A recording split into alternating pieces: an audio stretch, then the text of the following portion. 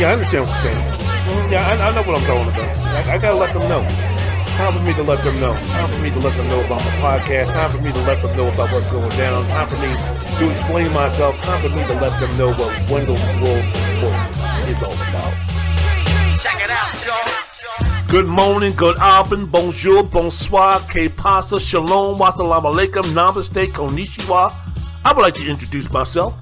My name is Wendell Wallace, the star producer, director of the most unique, entertaining, thought-provoking sports talk podcast that you can ever listen to.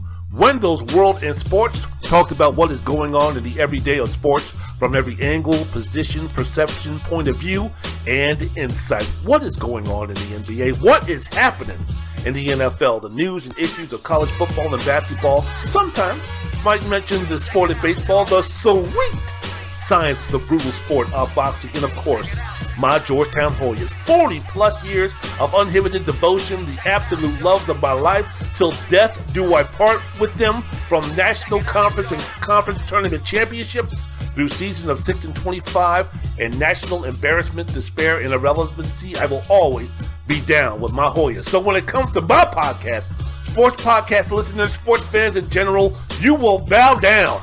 You will pay homage. In the words of the tribal chief, when it comes to my podcast, acknowledge me. Wendell's World in Sports. Download, subscribe, follow, rate, review, like, and most importantly, enjoy anyway, anyhow, anywhere you listen to your favorite podcast.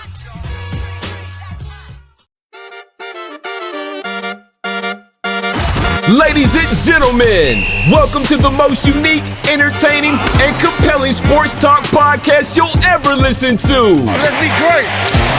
Let's be great. Wendell's World in Sports with the one and only Wendell Wallace. Giannis charging down the lane to the rim, double clutch, no good, tipped in. Giannis tipped it home. Subscribe, rate, and review anywhere and everywhere you listen to this and all your favorite podcasts. And now, from Washington, D.C. metropolitan area, Rip, Roaring, and ready to rumble, Wendell Wallace.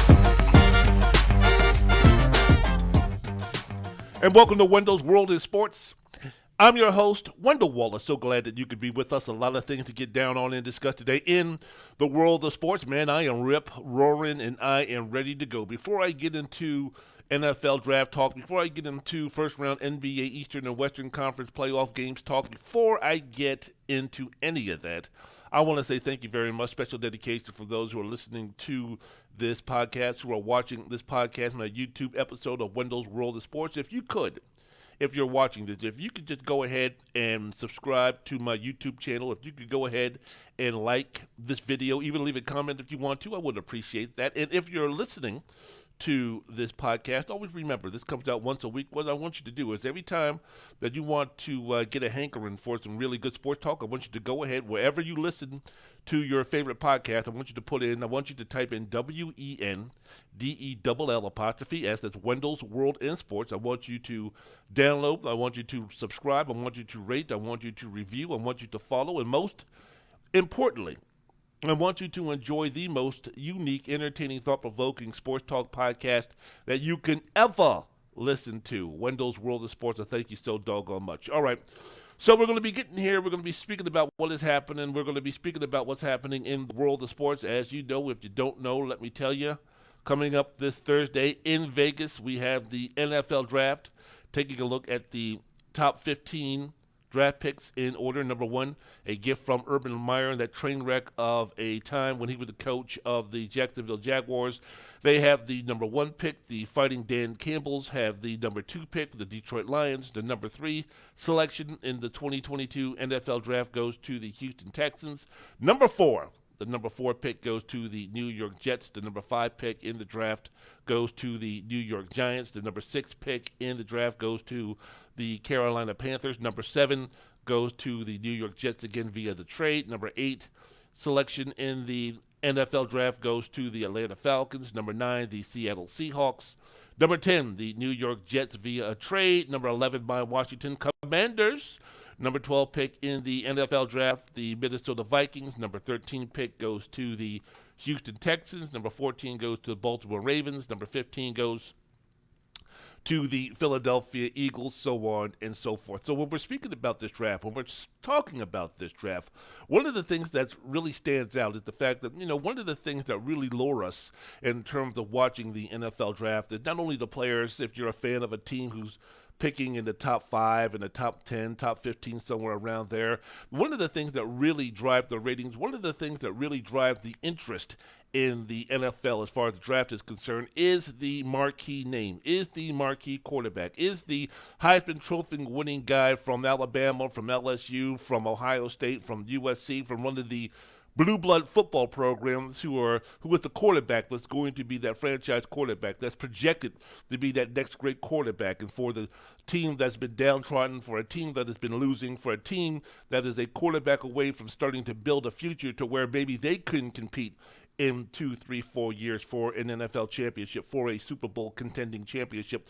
These are the times where, the interest is great. When there's a Trevor Lawrence, when there's a Andrew Luck, when there's a Peyton Manning, when there's a that type of prospect, and even someone who figures to be, as I mentioned before, maybe not an all-time great, but also a franchise-type quarterback, and a multitude of quarterbacks being drafted. That's when the interest in the NFL draft is at its highest, because look, you know us. We love football, America. This is football. Not talking about football, not talking about European football for all my homies and all my friends and all my brothers and sisters who are listening in other parts of the world. But here in America, it's all about football, man. Football, not Futbul. It's football here in America. So it runs everything, especially when you're speaking about in terms of sports, the love of sports in this country. I don't care where you at. In the 32 teams that have an NFL franchise, they are the king. They are the beast. They are the number one. They are the team. They are the franchise that garners the most attention, that garners the most interest, that garners the most passion when you're speaking about other sports teams. I know Chicago claims to be a baseball town. I know St. Louis, who doesn't have a football team currently, but they were claiming to be a baseball town. Boston has a multitude of teams that do not only really well, but have a long, rich tradition in terms of having successful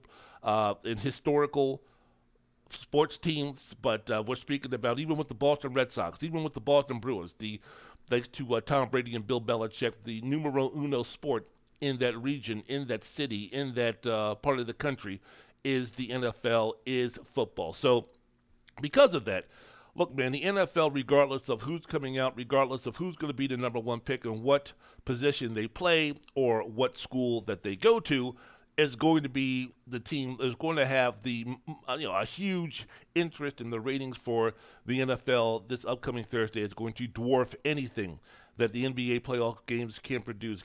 Will be dwarfing anything that Major League Baseball can produce. But as I mentioned before, where the interest in terms of the ratings, in terms of the attention that's going to be given on Thursday to this draft, it's sky high when you're speaking about quarterbacks being the being the marquee names, quarterbacks that we know, quarterbacks who have won Heisman trophies, quarterbacks who have won national championships, quarterbacks who come from the elite college football programs. Then this year, not so much.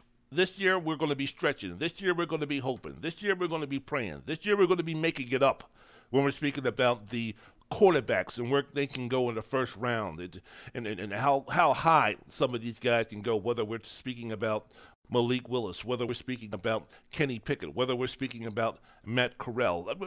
Players, coaches, general managers, scouts, they're all going to be doing whatever they can to kind of justify the reach, the stretch to get that quarterback. They don't do that with offensive linemen. They don't do that with defensive tackles. They don't do that with inside linebackers. They don't do that with free safety or strong safeties. But when it comes to quarterbacks, man, you're going to see teams and organizations do everything that they humanly possibly can to talk themselves into, okay, this guy might not have this guy might not have the projection in terms of where he's supposed to be drafted on the draft board, but you know what, man, we need a quarterback. So we have to close our eyes and swing and hope that we hit the ball over the fences. Hell, we'll even take a stand-up double. We will go ahead and do that over maybe a sure thing at the offensive guard, offensive tackle, running back, even wide receiver position, to where, this is where we're going to be drafting. This is where this player with his talent and with his potential, is slotted the quote-unquote best player available. We're going to eschew all of that and just go and reach for a quarterback. This is what this NFL draft constitutes. This is going to be the theme. This is going to be the storyline for this upcoming NFL draft when you're speaking about quarterbacks, when you're speaking about Malik Willis and Kenny Pickett from Pittsburgh, Malik Willis from Liberty, and those type of things. So the top prospects in the draft, they're mainly linemen. They're mainly defensive players. When you take a look at the best draft picks, you're taking a look at Aiden Hutchinson from Michigan, set the Michigan single-season sack record in 2021 with 14, finished runner-up in the Heisman Trophy. He's considered the safe pick, not the sexy pick, not the Aaron Donald type of impact type of pick, not the once-in-a-generation type pick, not the he's going to turn your football program around in the NFL type of pick, but he's the safest pick. Depending upon the definition and who you ask and who you're dealing with within the organization, what does that mean? What's the definition of the safest pick? Does it mean he's the one with the floor that's not so low, but the ceiling that's not too high? And this is going to be a guy that we're going to be settling for, mainly when you're speaking about teams drafting number 1, number 2, number 3, they're looking for that franchise player. They're looking for that player that can turn their organization and their program around. When I hear safest pick, I'm thinking about a guy who's going to be good, a guy who's going to be making Pro Bowls, a guy who's going to be somewhere in between 12, 18, 19 ranked in terms of his position is concerned, maybe a little bit higher, but I'm not thinking a player who's going to be a difference maker. Aiden Hutchinson, as I mentioned before, read off some of his attributes, read off some of his highlights, considered by scouts as a safe pick. If you're Jacksonville, do you want a safe pick? If you're Jacksonville, maybe after the Urban Meyer fiasco and after the Urban Meyer era, ERROR, maybe, safe pick is the way to go. Maybe instead of swinging for the fences and hoping and praying like they did on their last hire of Urban Meyer, their head football coach, maybe we should just kind of tone it down a little bit and, maybe take a double instead of trying to hit a grand slam home run with nobody on base. So Aiden Hutchinson is that guy in terms of being the player that's going to be drafted number 1. Does that excite you? Does that get you, feeling good if you're Jacksonville? If you're an NFL football fan who watches the draft because they want to see where that top quarterback is going, where that marquee player is going from the wide receiver or running back or quarterback position, does that get you fired up, rip roaring, ready to go like I am doing this podcast? I'm going to say no. Does Kyle Hamilton pique your interest? Does Kayvon Thibodeau pique your interest? Does Evan Neal, offensive tackle from Alabama, pique your interest? Take a look when we're speaking about the top 10 or 12 picks in the NFL draft. Listen to these names. Ahmed Sauce Gardner, cornerback, Cincinnati. Derek Stingley Jr., cornerback, LSU. Trayvon Walker, edge rusher, Georgia. Charles Cross, offensive tackle, Mississippi State. Do you know anything about these guys? Can you sit there at the barbershop, at the water cooler, and talk about their strengths and weaknesses and what they can provide for the team? We're always more educated in terms of football fans is concerned, even though overall we're pretty ignorant when it comes to the NFL, when it comes to players, when it comes to quarterbacks, when it comes to schemes, when it comes to how this player, whether it be on the offensive side of the ball, defensive side of the ball, we're all ignorant in terms of, what they can bring because we're not NFL scouts, because we haven't spent decades sometimes reviewing, going over, watching film, being part of the atmosphere, being part of the environment, which is the NFL, which is the National Football League, in coaching, in critiquing, and scouting, and developing, and teaching, and learning, and building habits, and building skills to make an offensive tackle, to make a quarterback, to make a wide receiver, to make a tight end, to make an inside linebacker, to make a cornerback, a player that can live up to its potential. So we don't know. I don't know. You don't know what Charles Cross can bring to the table. We don't know what Kyle Hamilton can bring to the table. We don't know what Evan Neal can bring to the table. We don't know what Kayvon Thibodeau can bring to the table. We can know that, yeah, pass rush sucks. We need somebody who can put some pressure on the quarterback. We need somebody who can put some, pressure on the running back and such. Okay, Kayvon Thibodeau, edge rusher, 19 sacks, 33 and a half tackle for losses over 3 seasons, showed impressive skills and speeds and strength at the combine, all those type of things. We can watch the combine. We can take a look at someone's 40 time. We can do all those things with the offensive tackles, with the defensive linemen, with the linebackers, with the safeties, with the cornerbacks. We can do all that. But, man, when it comes to quarterbacks, for us laymen, for us football fans on the outside looking in who are not part of the ecosystem, which is the NFL football thingamajig, in terms of developing players, in terms of coaching players, in terms of being in that ecosystem, when it comes to quarterbacks over any other position, we have the confidence and a little bit even of the knowledge to take a look and say, okay, that guy can do this, that guy can do that, that guy can fit in this system, this guy can do this, that, and the other.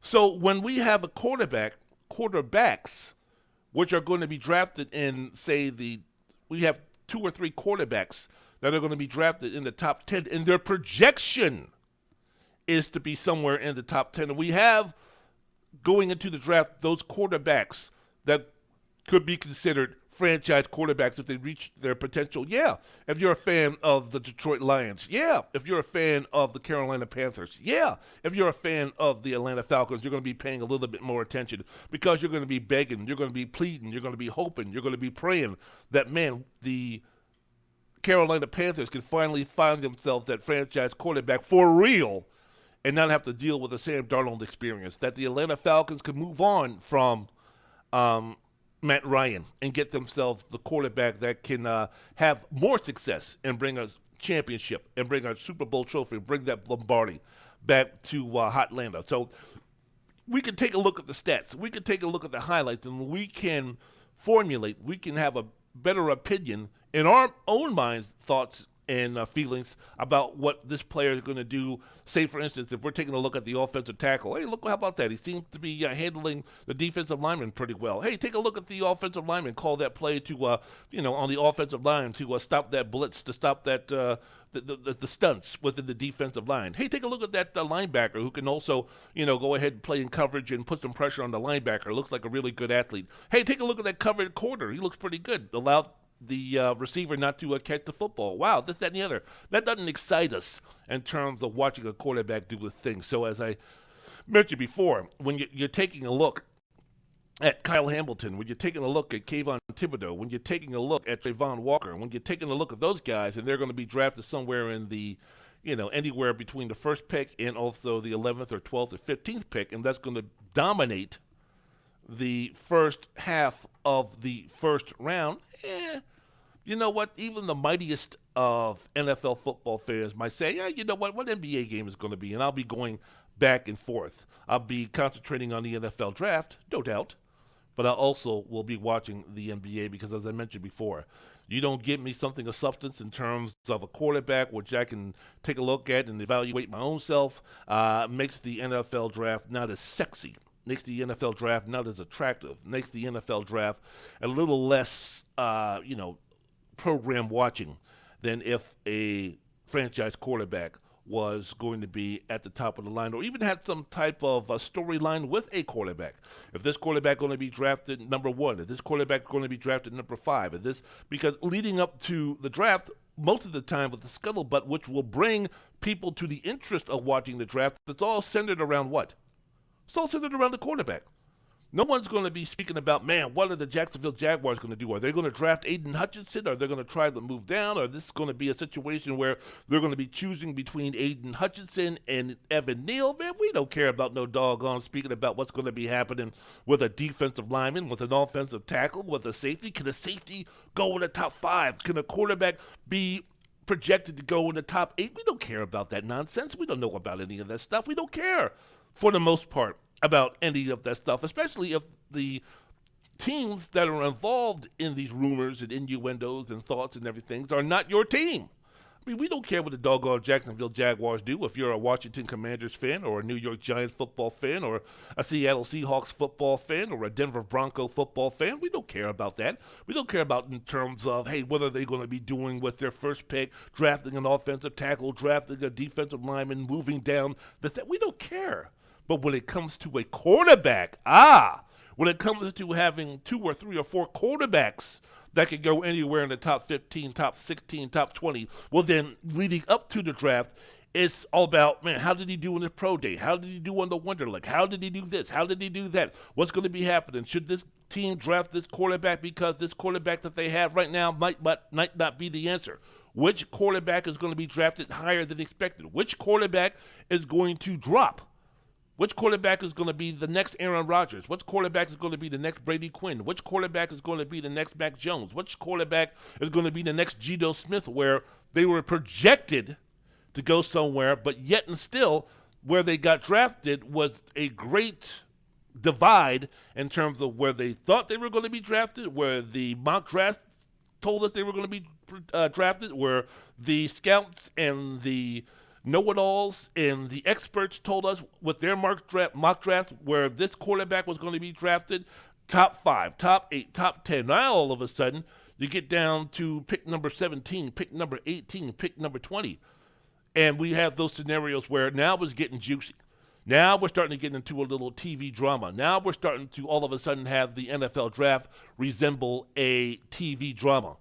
And there ain't nothing like drama to bring in folks, especially when you're speaking about reality drama. This ain't Law and Order. And this ain't one of them damn Keeping Up with the Kardashians type of reality shows. This is real reality, as real as it gets. So in a situation like this, man, outside of where Malik Willis is going to be drafted, we don't know.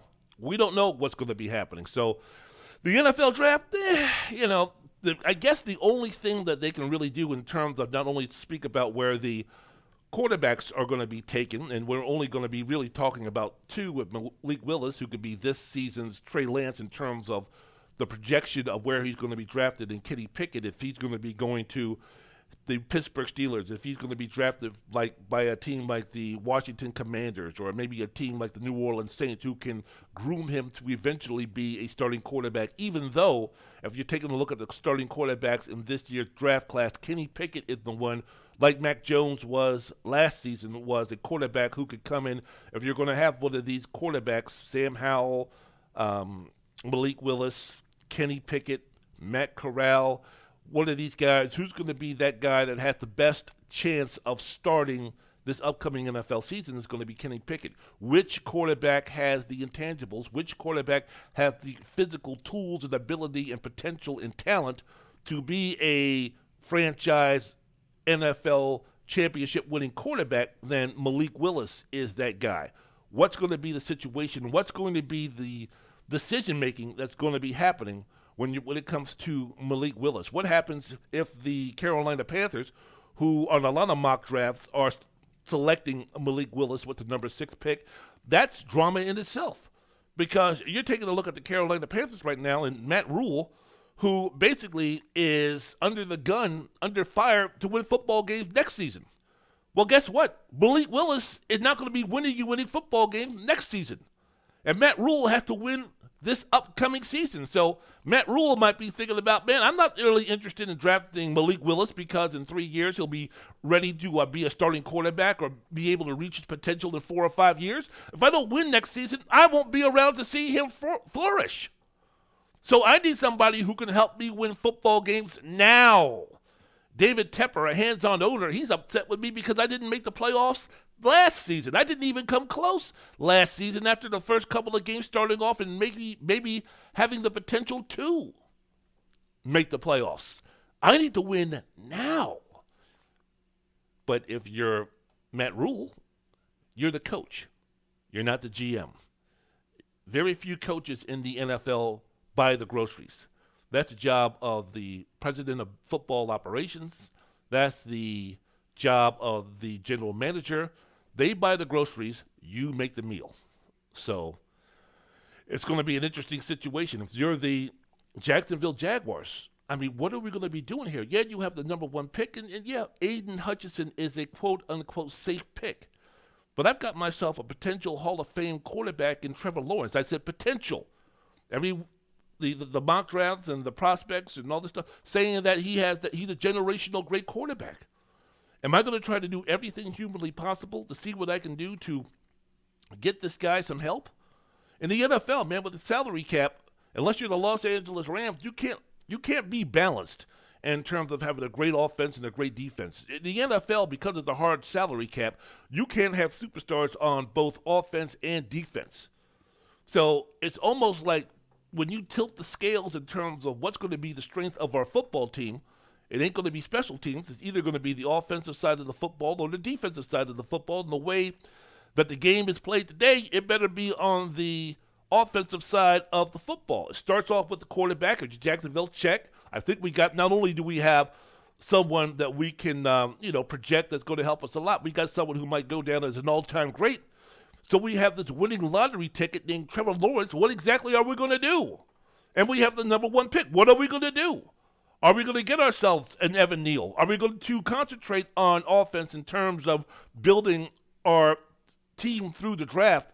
Because we got ourselves a franchise quarterback. We're going to need to put some tools. We're going to have to put some toys around him. We're going to have to get that number one receiver. We're going to have to get that great tight end. We're going to have to get a strong offensive line that can protect them. Taking Aiden Hutchinson with the number one pick, that's not going to be helping Trevor Lawrence out. It might help the team out. It's not going to be helping out Trevor Lawrence. But then again, having the number one pick, you're definitely not going to take a wide receiver because most of the wide receivers that have been projected to be drafted, Garrett Wilson out of Ohio State, Jamison Williams out of Alabama, Drake London, USC, Chris Olave, Ohio State, Treylon Burks, Arkansas, Jahan Dotson, Penn State, they're not number one draft picks. And I haven't heard any scuttlebutt about the Jaguars moving down or doing anything to accumulate more draft picks or more capital so they can go ahead and start building that organization around Trevor Lawrence, who should be, outside of the owner of the team, the most important person associated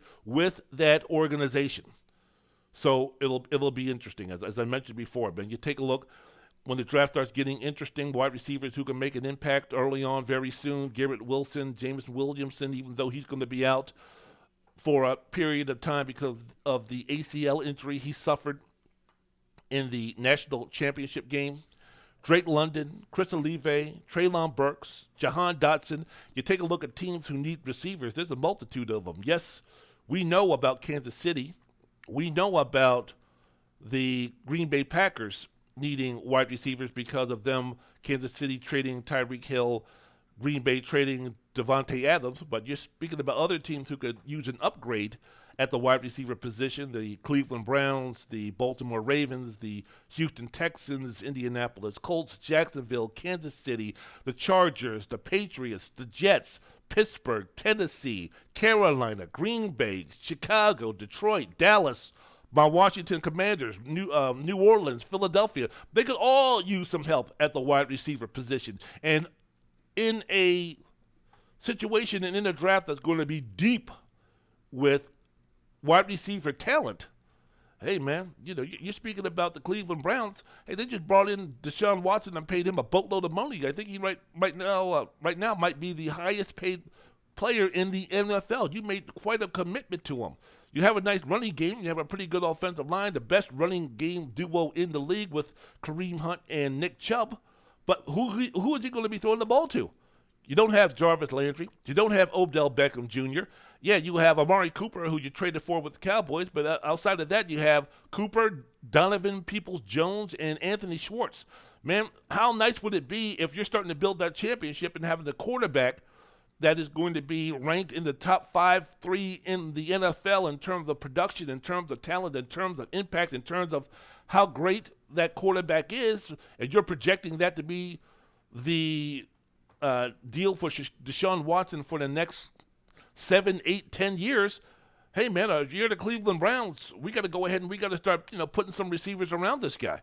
If you're a team like the Baltimore Ravens with Lamar Jackson, who has gone years with Jackson on your squad, never having a true wide receiver to go to, even though you've drafted Rashad Bateman, even though you've drafted others to help out the cause. If you're the New York Jets and you got a guy where many people are saying that, hey, you know what, your quarterback looks like he has Patrick Mahomes type qualities in Zach Wilson, and you've already shown an interest, a thirst, a hunger, a definite passion to get him that wide receiver to help out Zach Wilson, like the Miami Dolphins helped out Tua Tagovailoa. You missed out on Tyreek Hill if you're the New York Jets. Are you going to be that team that's going to go out and swing and try to get one of these guys with their first-round pick to help out Zach Wilson? What about the Cowboys? What about the Lions? What about the Eagles? What about Chicago? We're speaking about teams now, Chicago with Justin Fields. We're speaking about Philadelphia, who has hitched their wagon right now to Jalen Hurts. What about the Detroit Lions, who are with Jared Goff? What about the New England Patriots, a young quarterback in Mac Jones? What about the Green Bay trying to satisfy Aaron Rodgers and get him some wide receiver help? What about Kansas City? And with their 2 first-round picks, number 29 and number 30, trying to get themselves a wide receiver. All of these things are going to be shaken up. All of these things are going to be going down. All of these things are situations that I'm going to be looking at when the draft comes on Thursday. And as I mentioned before, breaking down the quarterback prospects in the NFL, I mentioned before Malik Willis, the Trey Lance of this year's NFL draft. He might not be ready to be a functional, successful starting quarterback in this league as of right now, but in terms of all the other quarterbacks, he has the most potential, the most talent to be a franchise quarterback. You're hearing scouts, you're hearing general managers, you're hearing coaches talk about, hey, yeah, does Malik Willis have some deficiencies? Absolutely. Coming from a non-pro style offense, coming from a low-tier competition level at Liberty, all of those things, really not having the experience or the opportunity to work in a pro-style offense. But a lot of scouts out there say that, you know what, he's a better prospect than Trey Lance. He's got a generational type arm. He might not have the prototypical size at 6'1" and around 220, but take a look at Kyler Murray. Take a look at Russell Wilson. It can be done if you have special qualities, physical qualities, and they say Malik Willis does. So, as I mentioned before, if you're the Atlanta Falcons, if you're the Carolina Panthers, do you take a chance on this guy? And if you don't, Carolina and Atlanta drafting Malik Willis, how far does he go? And then the domino effect happens. So if Willis is not drafted by number 8, how far does he go? And what does that mean for Kenny Pickett? What does that mean for Matt Corral and some of these other quarterbacks who might be projected to go in the first round of the NFL draft? What does it mean for a Desmond Ridder? Now, does all of a sudden now how far do those quarterbacks tumble? If just say, for instance, if my Washington Commanders see Malik Willis at number 11 and decide to take him because Carson Wentz is just a bridge to get to the next quarterback. What if you're an NFL franchise needing a quarterback, someone like a Pittsburgh, someone like an Atlanta, someone like a Carolina?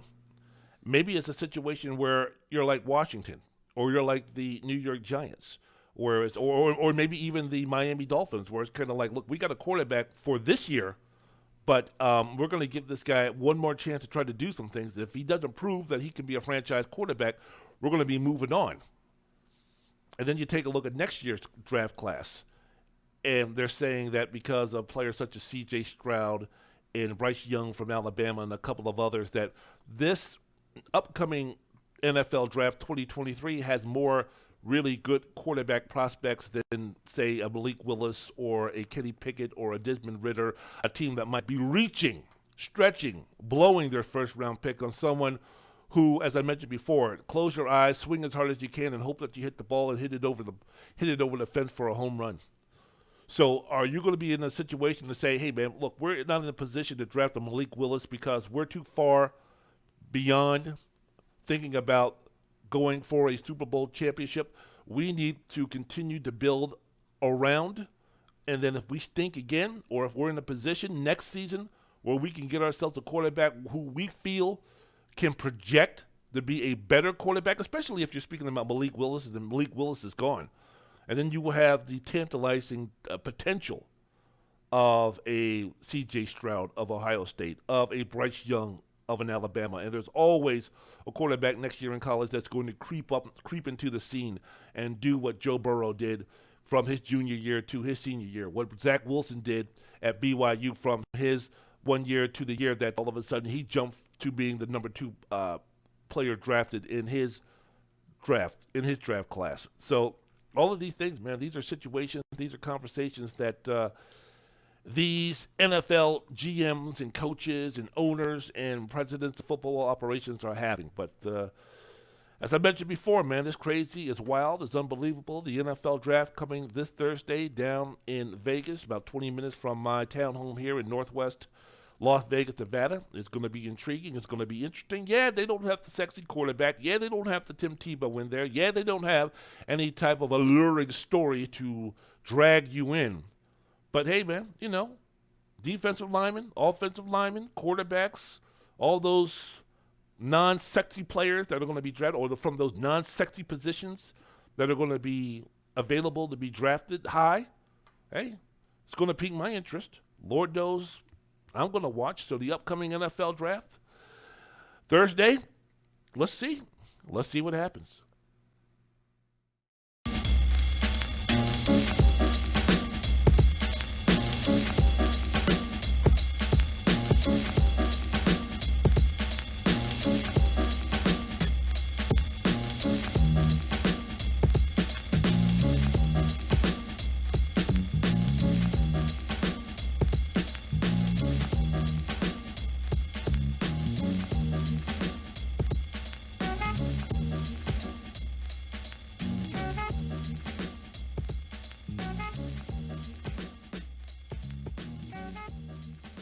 Wendell's World of Sports. I'm your host, Wendell Wallace. So glad that you could be with us. A lot of things to discuss on the podcast. The last segment of the podcast, the last part of the podcast, going to be shifting now to the NBA, the playoffs. I am recording this right after the end of the Brooklyn Nets season, losing to the Boston Celtics, swept in the Game 4. Game 4, Boston did what they needed to do. They old-yellered the Brooklyn Nets, and now here comes the offseason. Look, we can sit here and we can concentrate and we can focus and we can hem and haw and we can make fun of the deficiencies or the poor play, even though he had a great scoring game tonight. Kevin Durant, the first 3 games of the series. We can speak about Kyrie Irving's absence after Game 1's explosion and how he really didn't put a real impact on the team. We can talk about the coaching acumen of Steve Nash. We can go ahead and we can dissect all the reasons why the Brooklyn Nets lost this series, and not just lost the series. I don't think people would have been up in arms. I don't think people would have been shocked or surprised if the Boston Celtics would have won this series in say 6 or 7 games. That's not the issue. They were swept. They were swept. And from a layman's standpoint, taking a look at those games, both offensively and defensively, it was a situation where Boston was by far the better coached team, the better organized team, the better put together team. And moving forward now, what does this mean for the Brooklyn Nets? What does this mean? Because right now you have the last remnants of Kevin Durant in his physical and athletic prime, being a guy that has been 15 years in the NBA. It was incredible. It was, I didn't think it would be possible. I didn't think it was possible for Kevin Durant, in terms of going one-on-one, or in some instances 1-on-3, the ability for that first defender not to let him go by, Kevin Durant not have the ability to break down his defender one-on-one. Not just Jason Tatum, but, I mean, we're speaking about guys like Grant Williams, who, of course, 5 or 6 years ago wouldn't have a prayer of keeping Kevin Durant from going by him. But in this series, this happened time and time again where Kevin Durant was not getting past his first defender on the ISOs and were settling for hero shots that made Donovan Mitchell blush. when you're speaking about some of the tough shots that Kevin Durant was taking. Kyrie Irving, another guy who's considered one of the best one-on-one players, not just in the NBA today, but, in all actuality, in the history of the game, with his talent and with his marvelous skills at the offensive end.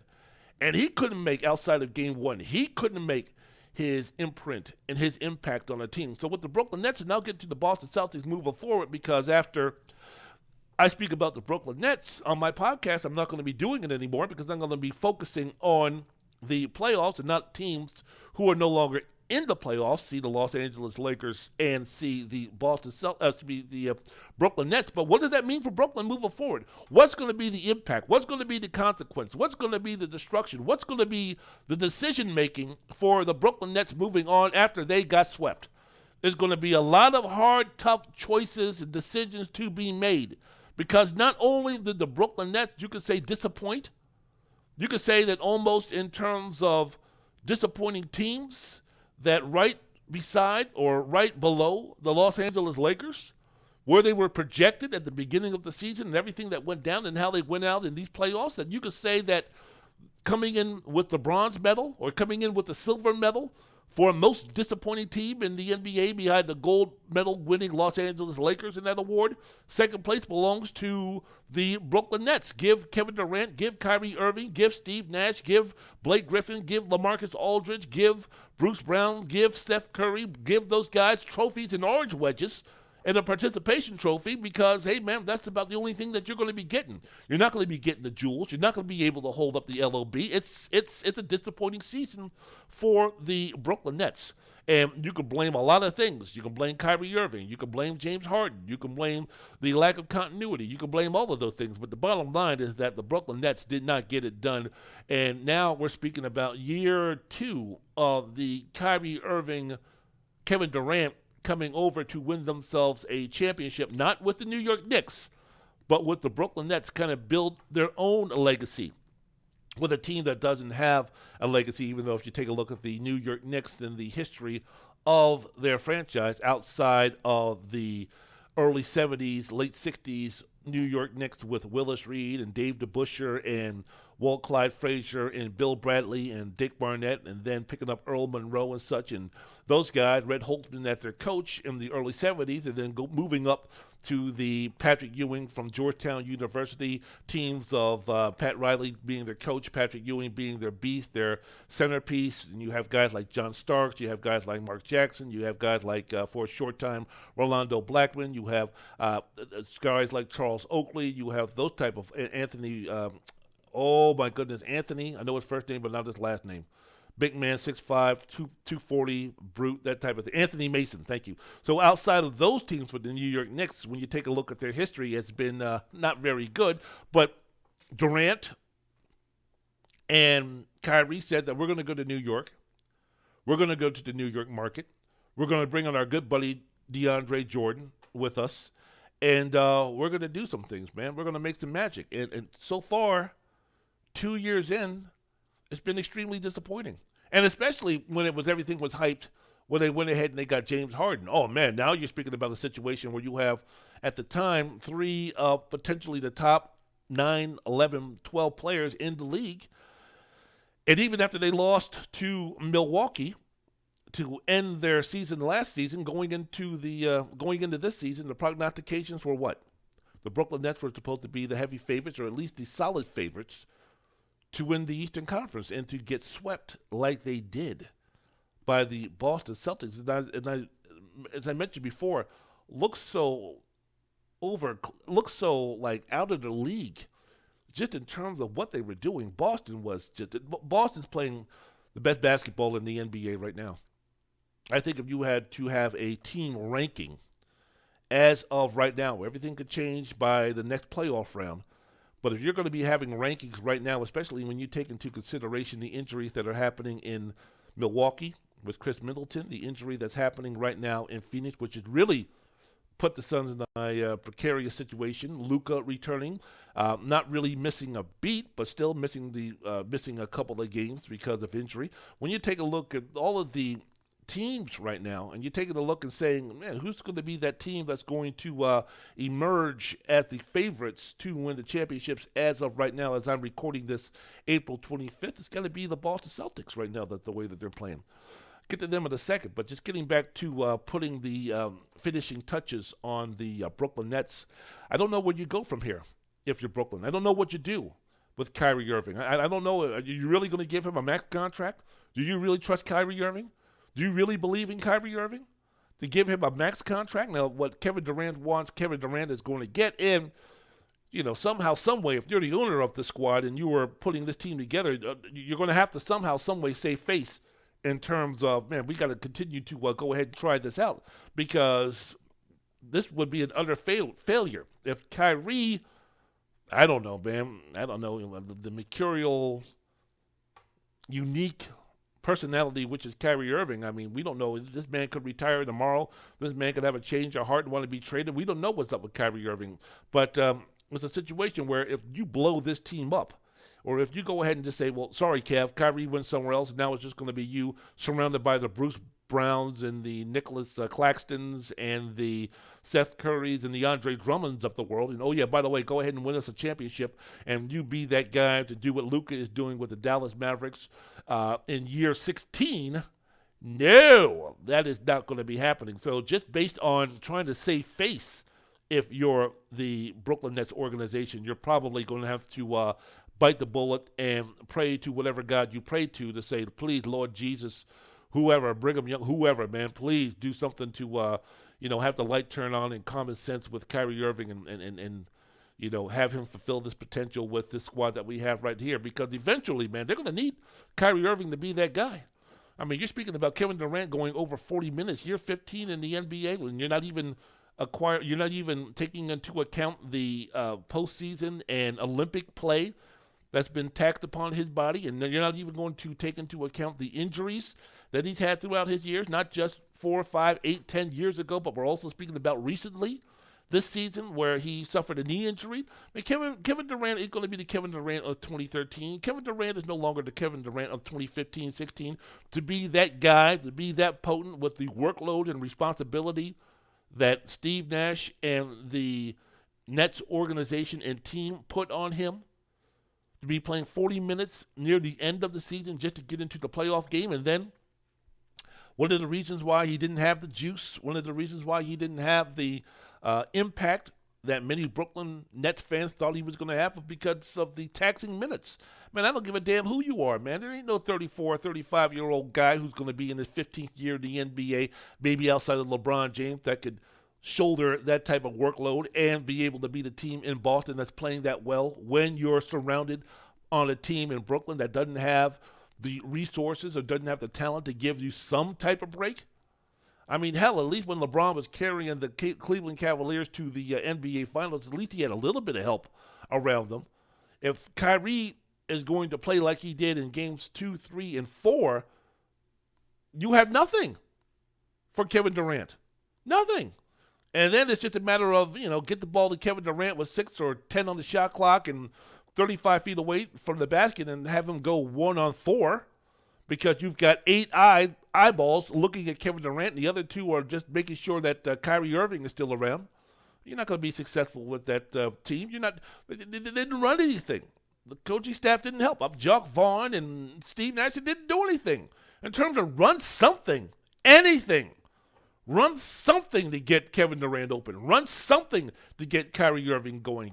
Run something to get Steph Curry or somebody else to do something. Man, you're playing one of the best defensive squads in the NBA in Boston this year. You can't win a series. You can't win 4 out of the 7 games by just having Kyrie Irving and Kevin Durant go 1-on-1 against Jason Tatum, against Marcus Smart, against Al Horford, against Jaylen Brown, against Grant Williams, against those guys.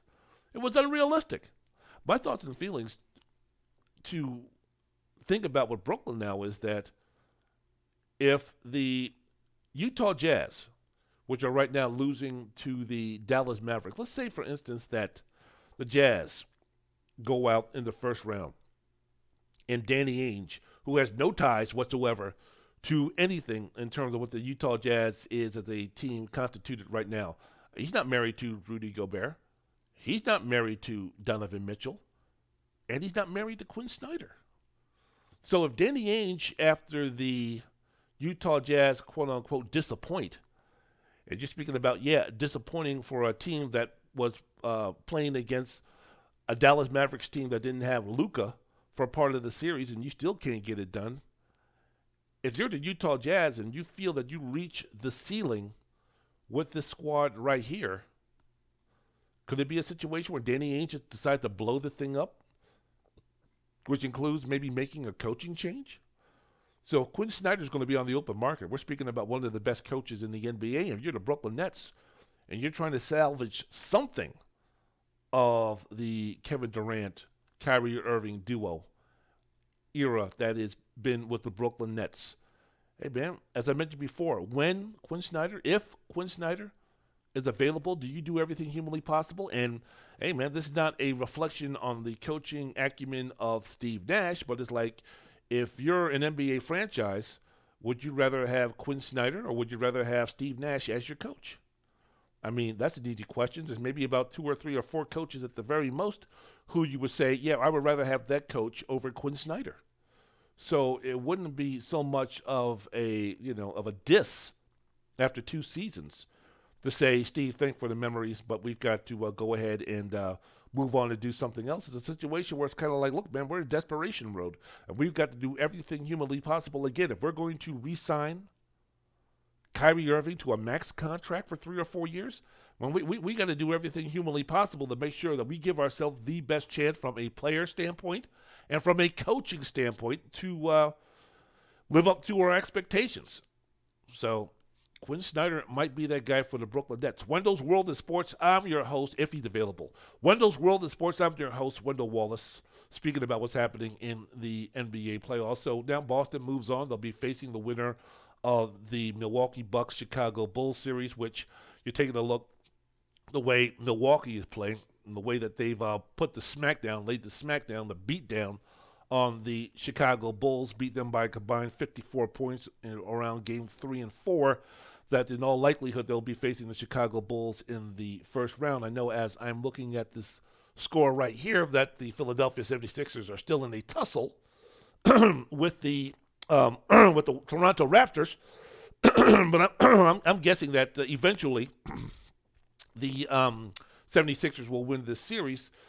Miami Heat, playing bully ball and playing, I'm the daddy, the Atlanta Hawks are my bitches.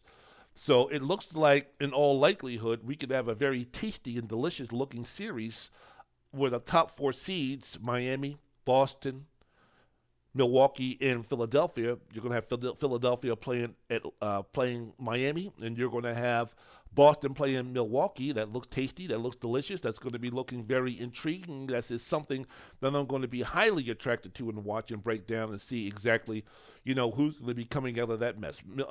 Miami playing really good, solid basketball right now. The way that they just basically manhandled and decided when they wanted to put the clamps down that they did. Trae Young, outside of 3 minutes in Game 3, has been a non-factor whatsoever. Still haven't gotten anything as far as the offensive end from Bam Adebayo, but Jimmy Butler has imposed his will and done what he needed to do, basically tell the young lad that it's grown-up time, that they need to go into the corner and eat their beans and broccoli and shut up. And that's what Jimmy Butler and the Miami Heat has been doing. So, Atlanta, they are what they thought. They are who they thought they are. Similar to what the Chicago Bulls were speaking about when you're speaking about the beatdown. Everybody might have got a little bit giddy in Chi-Town who are Chicago Bulls fans after their 114-110 win in Game 2.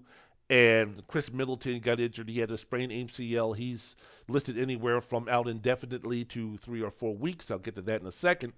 But this was a situation where, man, people were starting to get giddy if you're a Chicago Bulls fan. DeMar DeRozan goes off in Game 2 for 41 points on 16 of 31 shooting. And as I mentioned before, with that injury to Middleton, that, oh, my goodness, we might have a chance. Giannis said, no, sorry, son. You have no chance. 0 chance. 26 points, 14 rebounds, averaging 7 assists per game. Grayson Allen going nuts. Games 3 and 4, Grayson Allen shooting out of his mind. 20 of 24 from the field, like 10 of 12 from the three-point line. 20 of 24. When you read that number, when you read that statistic, 20 out of 24, that usually goes to the amount of times that he's tripped people. Like out of 24 attempts of Grayson Allen tripping somebody, he's been successful 20 times. 12 times he's been caught, 10 times that he's been threatened with his life if you do it again. But the Grayson Allen has been unbelievable from the three-point line. If you're the Chicago Bulls, you're sitting to yourself thinking to myself, man, okay, we're going to let Giannis Big Daddy us. Call Giannis my daddy. Get it. Understand it. A lot of teams that are calling Giannis Big Daddy. And I'm not speaking about the Bigdedykane. I'm speaking about the Big Daddy named Giannis. I'm not going to even try to spell his last name. But man, Grayson Allen is going to punk you like that. You're being embarrassed. Your season's going down the drain. You're being laughed at. You're getting ready to go to Cancun because of Grayson Allen. Even with Chris Middleton, many people thought, that, hey, Milwaukee, they'll still be fine. But I didn't think people were going to project or go on the assumption that they were going to be delivering a beatdown in Game 3 and 4 like they did without Chris Middleton. Now, moving forward, if you're Milwaukee, and you're speaking about, again, Middleton with the sprained MCL and his knee, he's going to be out indefinitely to 3 or 4 weeks. What does that mean for the Milwaukee Bucks when they go up against the Boston Celtics? You got to remember the defending world champions. Yeah, Giannis is awesome. Giannis is a monster. And in games 3 and 4, the Bucks have been clicking. Bobby Portis has been playing well. As I mentioned before, Grayson Allen shooting out of his mind. All of those things, yes, yes, yes. Giannis playing like the best player in the league. You could say outside of Jason Tatum, who I think has been playing the best basketball of anyone in the playoffs, making a statement of anyone in the playoffs. I think right behind him is Giannis. The way that he's playing, the way that he's doing his thing. He's great. He's awesome. But, man, he's going to be facing that same defense in Boston now with a healthier Robert Williams at the center position. He's going to be facing a Boston Celtics defense that shut down, slowed down, frustrated Kevin Durant. Did you see Game 3 with Kevin Durant, his body language, the looks that he gave, even to Kyrie Irving? The look that Kevin Durant, normally, Kevin Durant saved those looks of disgust and anger for Patty Mills. But near the end of the game, after some miscommunications and turnovers, that there were some looks at Kevin Durant saying, come on, bro, what the fuck are you doing? To Kyrie Irving. So that's the type of defense that Giannis is going to be facing without Chris Middleton. Jrue Holiday is going to be his only guy in terms of, hey, man, let's go ahead and get this done in terms of, being that next player up. There's nobody that can replicate what Chris Middleton is going to bring on a consistent basis for the Milwaukee Bucks on that team. Some other players could step up. Giannis is going to have to step up their games even more if they want to compete and defend their title. But it's going to be interesting, man. It's going to be interesting. It's just kind of like something to keep an eye on. Giannis right now is shooting 30 or 44 from the free throw line. That's somewhere around 68%. Was shooting a lot lower, but he went 9 for 12 in Game 4. There's going to come a time in these playoffs, man. I don't know if it's going to be Game 2. I don't know if it's going to be Game 7. I don't know if it's going to be Game 6 in the Eastern Conference semifinals, in the Eastern Conference finals, even in the NBA finals that the Milwaukee Bucks make it this far. But there's going to be a game where, look, man, Giannis is going to shoot 10 for 18 from the free throw line. He's going to shoot 6 of 14 from the free throw line. He's going to shoot 2 of 9 from the free throw line. Is that going to be the game? We speak about Chris Middleton and that type of thing. Is this going to be the game in terms of that's going to be the game where if the Milwaukee Bucks look and lose an important game, lose a game that can knock them out of the playoffs, lose a game that could put them in a disadvantage moving forwards against one of these monsters in the Eastern Conference, or even if they make it to the NBA Finals, is a 2 for 9 game from the free throw line, is a 12 of 20 game from the free throw line, 20 free throws in one game. Yeah, the way the referees are blowing these whistles during the first round of the playoffs, yeah, that is extremely likely the way that trend is going. So is a bad free throw shooting night going to be the demise of the Brooklyn Nets? Just something to keep your eyes open on. Just something to see, just in case moving on down the road. Wendell's World of Sports. I'm your host, Wendell Wallace. So glad that you could be with us. And for the Chicago Bulls, in the words of Dennis Green, they are who they thought they were. The team that's good enough to make it to the playoffs, but a team that's not seriously considered to be good enough to compete with the best teams in the Eastern Conference, i.e. the Miami Heat, the Boston Celtics, the Milwaukee Bucks, and the Philadelphia 76ers. DeMar DeRozan's playing like in the playoffs like he's always played, averaging 23 points, 40% shooting, as I mentioned before. You take away that monster game that he had game 2, the rest of the series, he's shooting 18 of 54, that 33%, Holmes. Not getting it done. Philadelphia, Toronto, mentioned that before. Joel Embiid, great, monsterish through the first 3 games. Suffered a thumb injury, which has hampered him just a little bit. I don't think it's going to be debilitating. Hey, man, if you're a Philadelphia 76er fan, the least you can say, it ain't the knee. It ain't the foot. It's something that could be manageable. Now, Embiid is like, look, man, I'm going to play even if they tell me I have to have surgery. I'm going to do my thing. How much, though, is he going to be hampered? In Game 4 up there in Toronto, where the Raptors saved their series from getting swept, Embiid had 21 points, 8 rebounds in 39 minutes, as I mentioned before, dealing with that thumb injury. So here's the deal. James Harden. Calling James Harden. We need James Harden. Where is James Harden? Could you please help us out, James Harden? Because James Harden still had to be the James Harden that many people in Philadelphia were hoping to see when they made that trade to get him from Brooklyn. James Harden is not playing like that guy who's going to be garnering $60 million by the time he's 37 years old.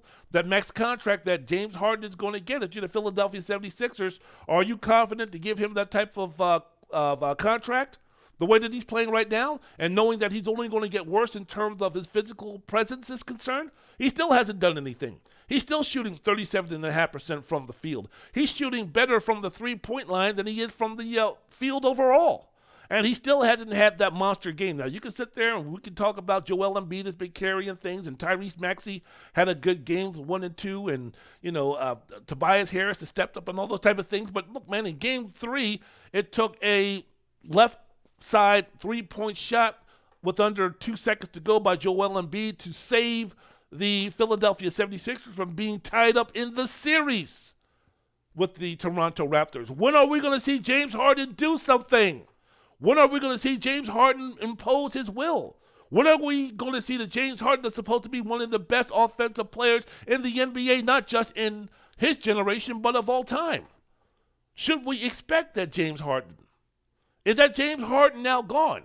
And if he's now gone, if Philadelphia should and can get by Toronto, what does that mean for them going up against Miami? Because Toronto might be long and athletic, but they clearly, definitely are not on the same level of defensive play and prowess as the Miami Heat. So if Joel is going to be looking for a sidekick and he's going to be turning to this James Harden that's been playing over the last 6 weeks, he's going to be extremely disappointed because the Miami Heat will then be moving on to the Eastern Conference Finals. And what does that mean now for the legacy of James Harden? What does that mean for the legacy of Doc Rivers? What does that mean for the legacy of Joel Embiid?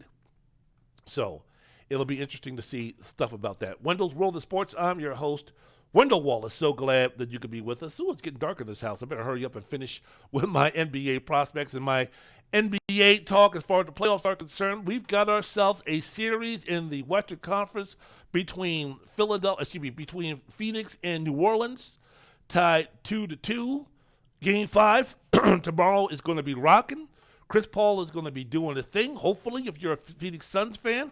But, scrappy, plucky, overachieving New Orleans Pelicans. I still think this is a situation, even without Devin Booker. You can't lose a top 5 player, top 6 player in the NBA and not have it affect you in some way. Especially when the guy that's the second best player on the team is a 36-year-old who's going to be 37 in about 2.5 weeks at the point guard position. strong player, awesome player, all NBA player, not first team or second team, but I'll say third, even maybe second. But still, you're taking a look at a guy who, as I mentioned before, man, he's getting up there in age. And who else is going to be able to take that slack? Who else is going to be able to step up? DeAndre Ayton had a good game 3, not so much game 4. You're speaking about Mikal Bridges. Is he going to be that guy? Cam Johnson has been in a shooting slump. And right now, man, you've got the New Orleans Pelicans believing, baby. You got Brandon Ingram playing some really, really good basketball. And now, look, man, the New Orleans Pelicans are not going to win the NBA championship if they go ahead and they beat the Suns. Awesome, wonderful. But this could be a situation where the New Orleans Pelicans, win or lose this series, can make it so to where, hey, man, you know what?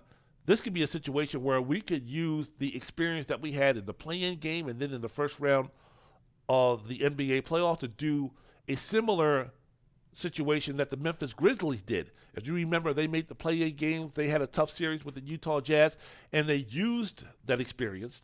They used that momentum to see where they are right now at the number 2 seed and make that jump, Ja Morant being the player that he is right now, winning the most improved player award and such, and that organization, which is strong in terms of the way that they surrounded Morant with really good role players and such, and really good trades, similar to what the New Orleans Pelicans is going to be doing. Win or lose, this could be a great, great jump in terms of the prognostication, in terms of the development of the franchise and the first-year coach, Willie Green, in terms of what the Pelicans are all about. And doing all this without Zion, what does it mean then for the Pelicans moving forward when a healthy Zion, when a hopefully slimmed down Zion Williams returns to the Pelicans?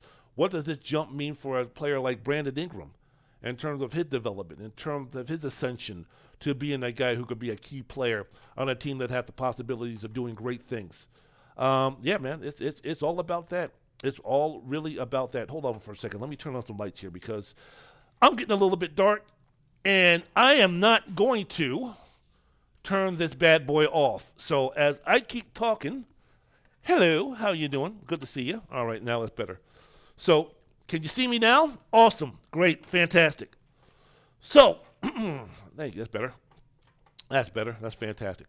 So, as I get back to what I'm talking about right here, you have the New Orleans Pelicans doing some really great things. So, in the NBA playoffs also, you have a situation where, you have the Dallas Mavericks and the Utah Jazz. I mentioned before about the Jazz. If they lose this series, what does it mean for them? They could have a teardown where, we could be starting from scratch again. The situation in Game 4, you know what, with that lob that Donovan Mitchell had to Rudy Gobert, is a situation where, hey, man, this might be a situation where they might actually go to dinner every now and then after making a play like that. But Luka back to being Luka. Jalen Brunson making himself a boatload of money. If I'm Dallas, I'd move heaven and earth because I need to keep Jalen Brunson just to make Luka happy, to let him know that we're serious about winning a championship. They swung and missed with Kristaps Porzingis, but now you have something to salvage in terms of moving forward with a guy who can really help out Luka do a thing with Jalen Brunson. So that's going to be a situation right there. And, Dallas, they have the superstar in Luka. They have the coaching with Jason Kidd to really cause some damage. And you take a look at the Western Conference now, if the Phoenix Suns are really going to be compromised with the loss of Devin Booker, who's going to be out for an indefinite amount of time, it's opened up in the Western Conference.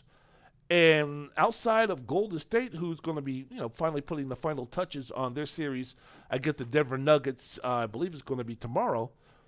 Outside of Golden State, in terms of being Western Conference champions, if I'm the Dallas Mavericks, I'm saying, why not us?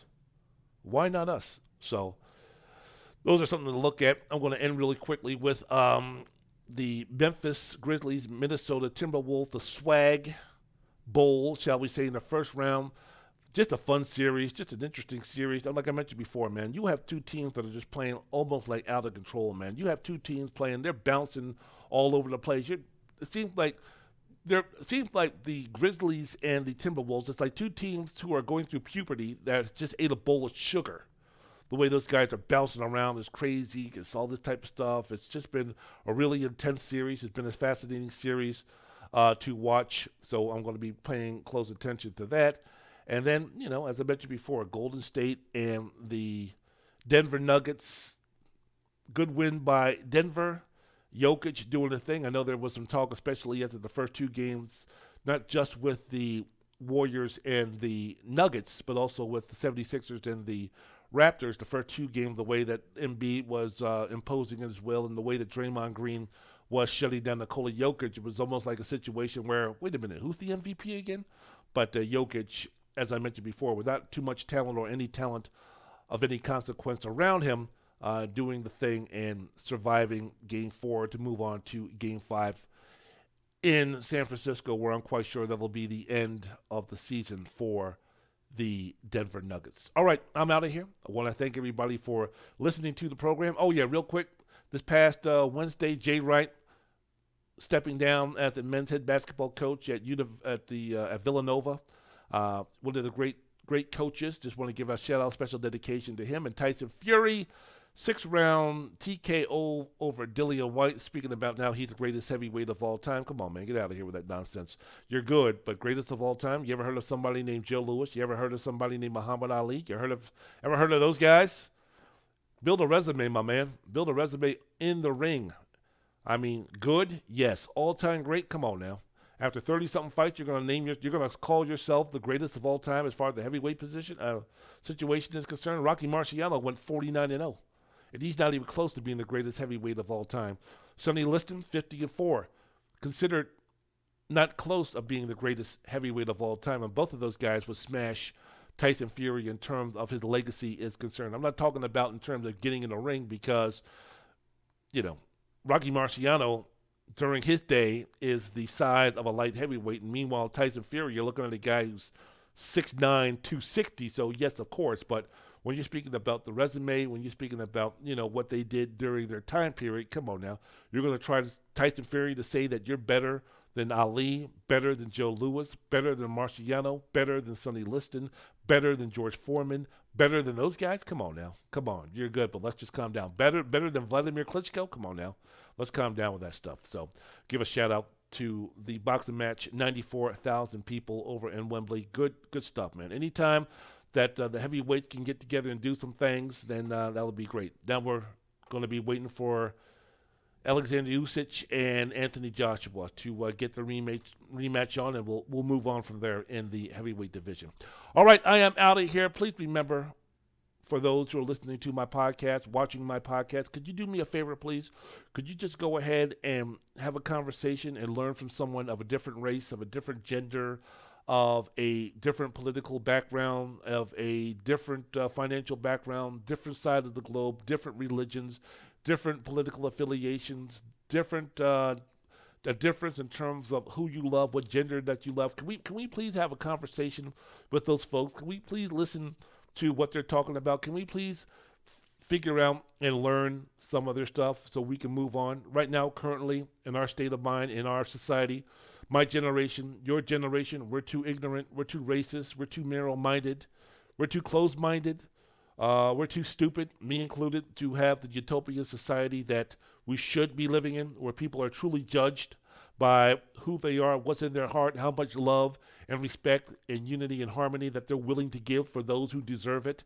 We're too ignorant, we're too closed-minded, my generation, me, you, others included, to have a society where purely is pure based on love, harmony, unity, respect, good heart in those. So if we could just go ahead and teach our children and their children and their children about love, peace, unity for all brothers and sisters out there, regardless, as I mentioned before, of race, gender, creed, color, and such. If we could have some type of movement toward that, so when we reach the pearly gates, we can get in and start enjoying eternal happiness, that would be awesome. Wendell's World of Sports. This has been Wendell Wallace.